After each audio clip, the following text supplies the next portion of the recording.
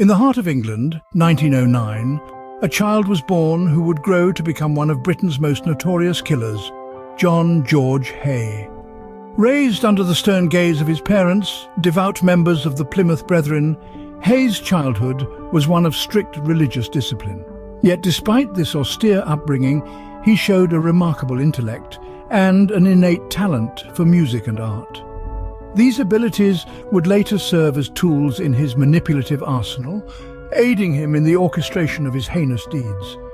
But beneath this facade of normality, a monster was slowly taking shape.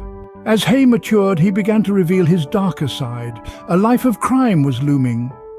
This statement rings true as we delve into the next chapter of Haigh's life. From a seemingly ordinary man, he started to descend into a life filled with fraudulent activities and scams. His cunning nature enabled him to deceive many, but his deeds did not go unnoticed. Inevitably, Haigh found himself behind bars, not once but twice. It was within these cold, hard prison walls that his already twisted mind took a terrifying turn.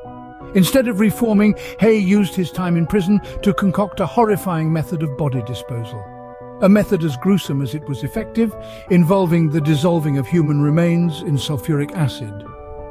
A chilling testament to the depths of his depravity.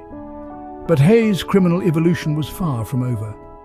From being a petty criminal, he was about to graduate to something far more sinister, something that would send chills down the spine of even the most hardened crime enthusiast. He was about to graduate from a petty criminal to a cold-blooded murderer. The year was 1944, and Haigh was ready to put his sinister plans into action. George Haigh, dubbed the acid bath murderer, was about to embark on a chilling spree of murder and deception that would baffle and horrify the world. A man with a history of fraud, Haigh had served 2 prison sentences before devising an unthinkable method of hiding his crimes. His targets? Wealthy individuals lured into his web of deceit with the promise of lucrative business deals or social connections. Once ensnared, they would meet a horrifying end at Haigh's hands, but the terror didn't stop there.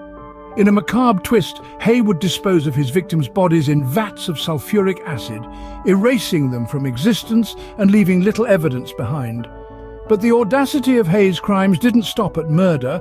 After ensuring his victims had disappeared without a trace, he would then proceed to steal their money and properties, an act that not only added to his wealth but also helped him maintain the illusion of respectability and success.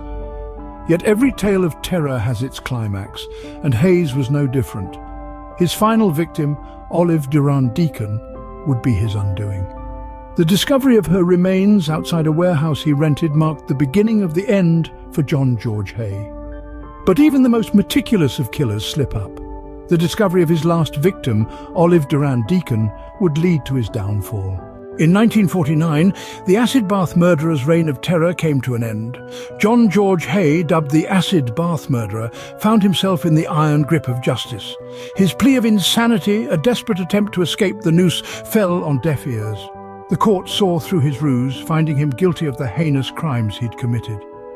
As the gallows claimed his life, Britain breathed a sigh of relief. The chilling saga of deceit, murder and acid baths had reached its inevitable conclusion. George Haigh, the acid bath murderer, had met his fate.